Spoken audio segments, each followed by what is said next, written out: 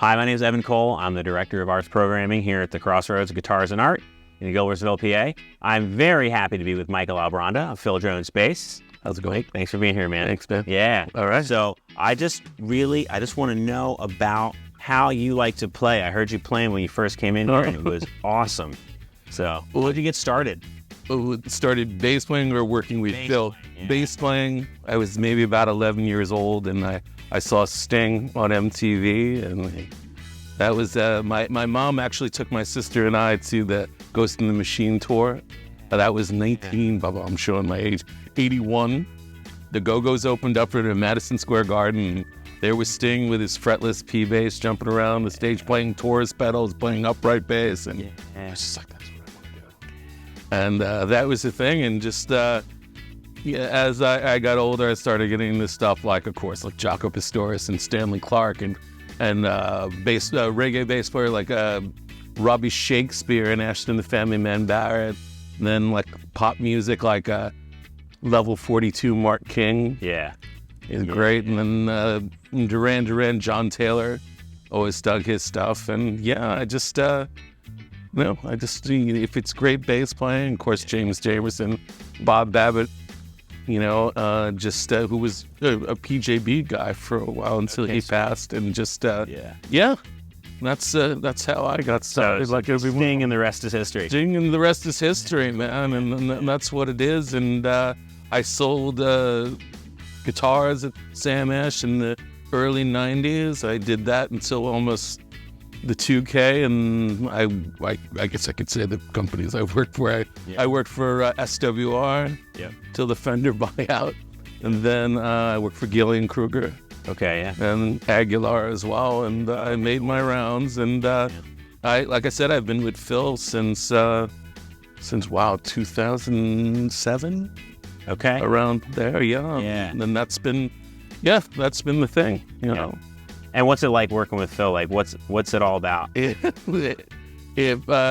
always say it's like he's Willy Wonka, and I'm kind of like the Oompa Loompa kind of thing, because it's the vibe. Yeah. He'll call me at 2 o'clock in the morning and go, I've got this great idea for this speaker or an amp, and it's really exciting. Tell me about your role.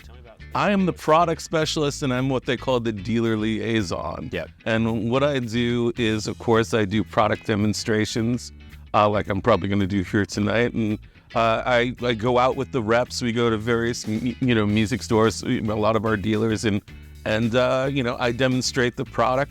When we do clinics, like we do with Bikiti Kamala, who's one of our artists, as he just interviewed here earlier.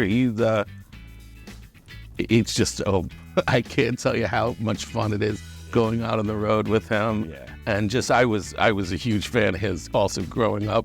And just to be able to meet the guy and go out on the road with him. And like I said, I would do my demonstration in the stores, and then Bikiti would talk about his life and do some playing. So yeah, it's kind of like going on the road, but really not being in a band.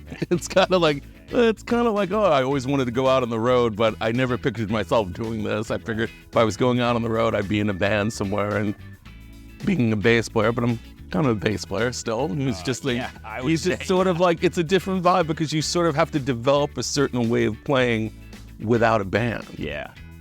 And you kind of hear things differently. There's certain ways you play in an ensemble, and then there's certain ways you play when you're demonstrating an amp. Yeah.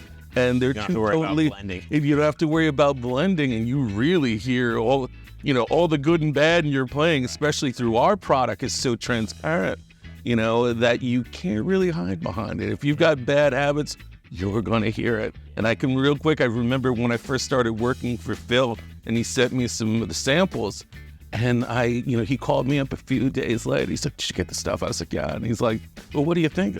It's like, I said, it's a sound that I just can't wrap my finger around. He's just like, "Yeah, it's the sound of your bass. You've never heard it before."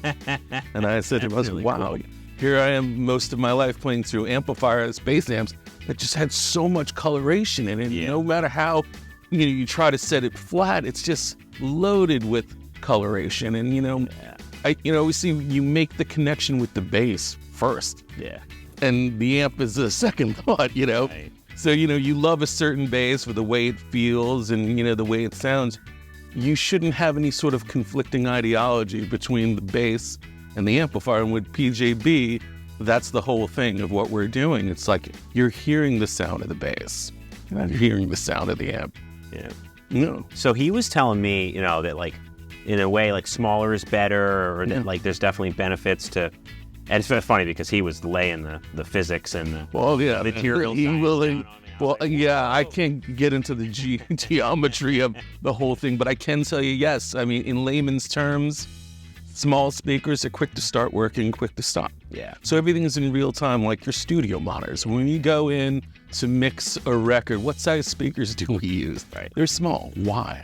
Because they fire fast and they're true in terms of tone and what you're hearing. You're hearing everything in real time. A mixing console, there's really no coloration. You're just really just hearing, all the pots are linear. Yeah. They move slowly and you can, you build in your sound. It's the same thing with our amps. It's the same way. It's about finding the most natural sound you can possibly get and going from there. Yeah.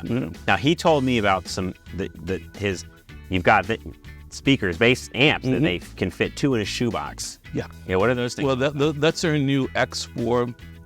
Basically, he wanted to make a product for those guys who were doing all these YouTube videos who maybe didn't want to lug in a huge amp into their, their dens or studies. A lot of people, are shooting YouTube stuff at home. Yeah. And our X4 is the size of a Kleenex box. Yes. With a single 4-inch driver, a passive radiator in the back for a little bass response. But it's really a desktop amp. It's about 35 watts. It's got the Bluetooth in there, so it's meant to go right next to your laptop.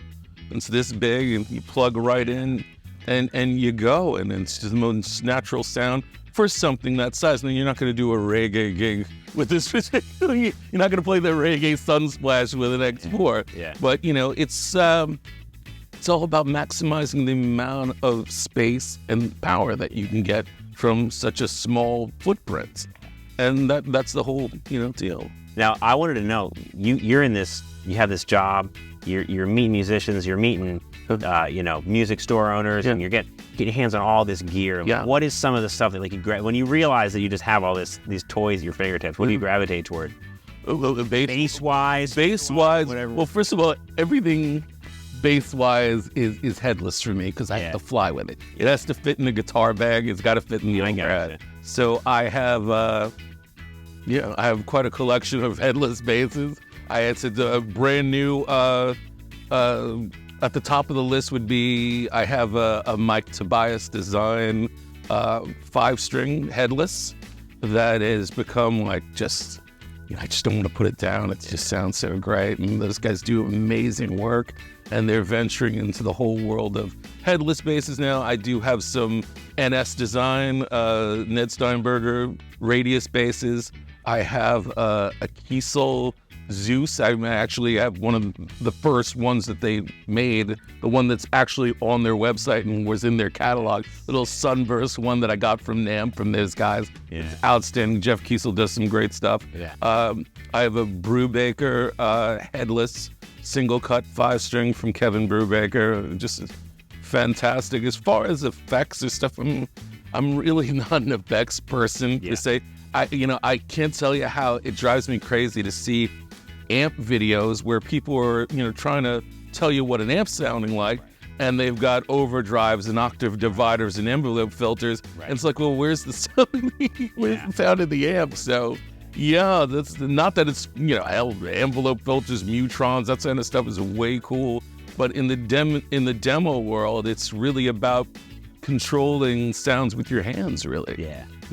Going from a finger style kind of back pickup kind of Jocko thing to a front pickup kind of James Jamerson thing, or 2 pickups on and the slap thing. You want to be able to manipulate the product fast and just having your hands be the command center, and the PJB product allows you to do that.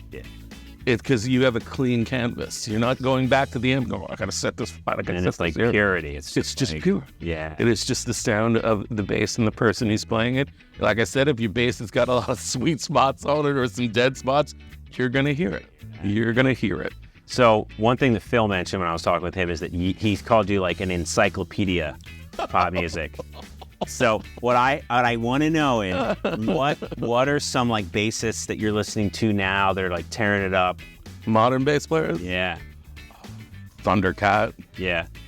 Evan Marin. Yeah. Let me think.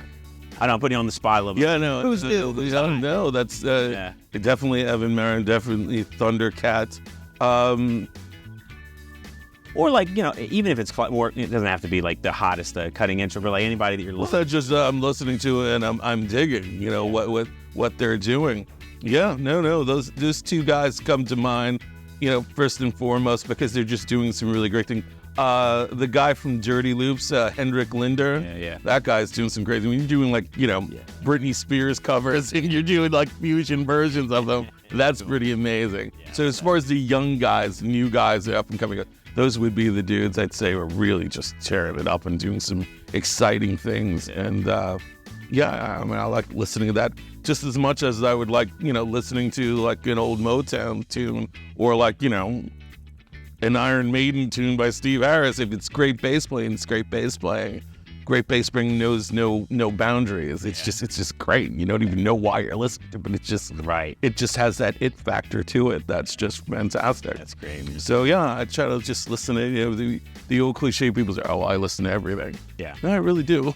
I really do. I'm so jealous of anyone that can remember names, you know, because like, who's your favorite band? I'm like, oh, listen to these guys. And I'm like, who's the drummer? I'm like, I have no idea. I can't do it. But you got no. Well, I went on the road with certain reps that love to play the top 10 game with like top 10 best drummers in Foreigner who played left-handed. Go, you know, they would use that. Top 10 guitar players in Little River Band who played lefty. Okay, you know, it's like and to play those type of games, and it's like I'm a wealth of useless information outside of this conversation. You know, So. Thank you very much for being here, man. It's going to be an exciting night. I think it is. I think we're in store for some cool stuff. You never know where Big Kitty goes with what he does. He just follows, you know, his heart and just plays, and it's really exciting, you know. And that's the thing. He always gets people up to jam with him, so I'm sure there's going to be a jam later.